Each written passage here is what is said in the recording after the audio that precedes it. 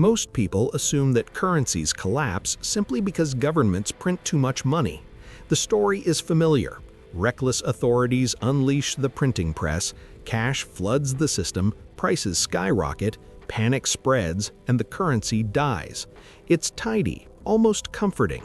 It frames collapse as a mechanical process, too many digits chasing too few goods. But the truth is far more complex. Monetary failure is rarely about arithmetic. It's about power, credibility, and the ability of a state to maintain order. When governments lose control, when they can't tax effectively, can't borrow without exorbitant costs, and can't convince citizens that tomorrow will function like today, that's when real danger begins. Money is only as strong as the political system that guarantees it. Throughout history, visible factors like printing presses, wars, corruption, or panic grab headlines. But these are symptoms, not causes. They are smoke signals, not the fire.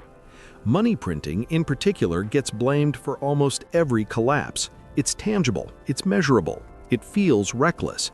Yet printing is typically a reaction to deeper stress. Governments turn to the press when taxation falls short, borrowing costs soar, or political systems cannot manage necessary adjustments. Rarely is the printing press the root problem. It is often the last option available. To understand real collapse, we must look beyond central banks and currency supply and examine the state itself, its capacity to raise revenue, maintain legitimacy, and enforce rules. Money is not just paper or numbers on a screen. It is a claim on future resources. It is a contract with citizens, the promise that the state can extract taxes, uphold the law, honor debts, and preserve social order. When this promise is credible, the currency remains stable. When it fractures, currency weakens and collapse accelerates.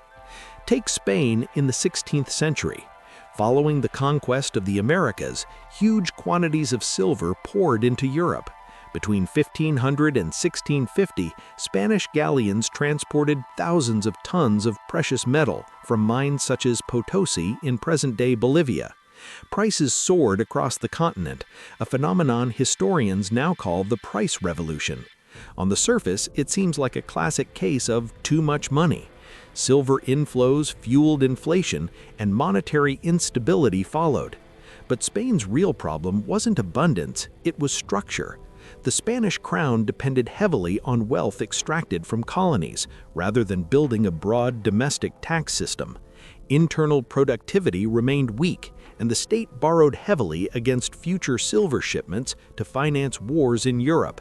When shipments slowed or were intercepted, revenue collapsed. The crown declared bankruptcy multiple times in 1557, 1575, and 1596. The money supply expanded, yes, but the underlying fracture was Spain's inability to align spending, taxation, and military ambition. Monetary chaos was visible, structural weakness was decisive. Fast forward to Britain after World War I. In 1914, Britain was the world's financial center. By 1918, it was deeply in debt, gold reserves were depleted, and inflation was rising. The government faced a choice: adjust to a new reality or restore the old. In 1925, Chancellor Winston Churchill returned the pound to the gold standard at pre-war parity, overvaluing it. Deflation followed, wages fell, unemployment rose, industrial unrest grew. By 1931, Britain abandoned the gold standard again. From the outside, it might look like systemic collapse. Debt was high, growth sluggish, and monetary rigidity caused pain. Yet Britain's currency survived. Why? Political cohesion remained intact, the tax system functioned, institutions retained legitimacy, the government could borrow in its own currency, Parliament still operated, the Bank of England retained authority. Britain bent under stress but did not break. That distinction, bending versus breaking, is critical. Now consider Weimar Germany, the textbook example of hyperinflation.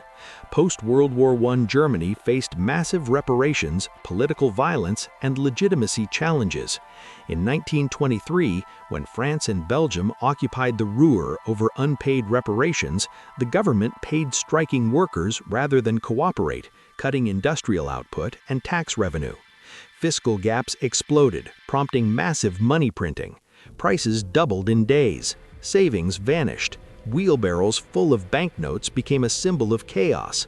Yet hyperinflation was not the start of the crisis, it was the result of political and fiscal collapse. Industrial output was disrupted, political fragmentation was severe, and foreign obligations could not be met. The printing press amplified the crisis, but credibility collapse had already begun. The visible chaos of currency was driven by the invisible breakdown of authority. This is why focusing solely on printing is misleading. Central banks expand balance sheets for many reasons: crises, wars, recessions. Printing can coexist with stability if the political system remains credible. Japan is a striking example. Despite debt levels above 250% of GDP and decades of quantitative easing, the yen has not experienced hyperinflation. Why? Domestic savings are deep, institutions are stable, and social cohesion remains. The state continues to function. Structure matters more than optics.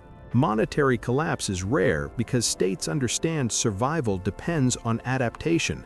They inflate gradually, restructure debt, impose controls, negotiate, and change policy without breaking systems. Collapse is failure. Inflation is negotiation. The mechanics are clear: erosion of the tax base, declining productive capacity, political fragmentation, excessive foreign liabilities, and loss of credibility. Visible price spikes are symptoms, not causes. Developed economies rarely see total collapse. They experience inflation, slow erosion, debt restructuring, and financial repression, adjustments within functioning systems. Inflation redistributes wealth, reduces debt value, pressures savers, and rewards debtors. Painful but manageable. Understanding this is crucial for anyone thinking about financial risk. The real danger lies in structural failure. If citizens stop paying taxes, political factions refuse compromise, foreign obligations exceed internal legitimacy, or institutions lose authority, then even stable currencies can crumble. Balance sheet size, central bank actions, or temporary inflation are less decisive than structural cohesion. Consider the post-2008 global financial environment. Sovereign debt climbed across developed economies. Post-2020, trillions were created to stabilize markets and fund stimulus. Central bank balance sheets ballooned. Inflation rose in 2021 through 2022, yet no systemic currency collapse occurred.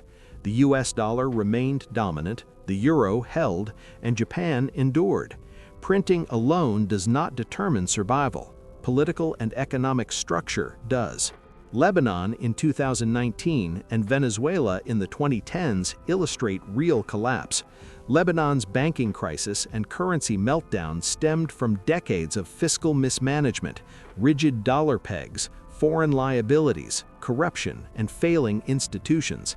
Venezuela's bolivar fell amid a collapsing oil sector, shrinking production, external sanctions, and institutional breakdown. In both cases, trust evaporated before prices soared.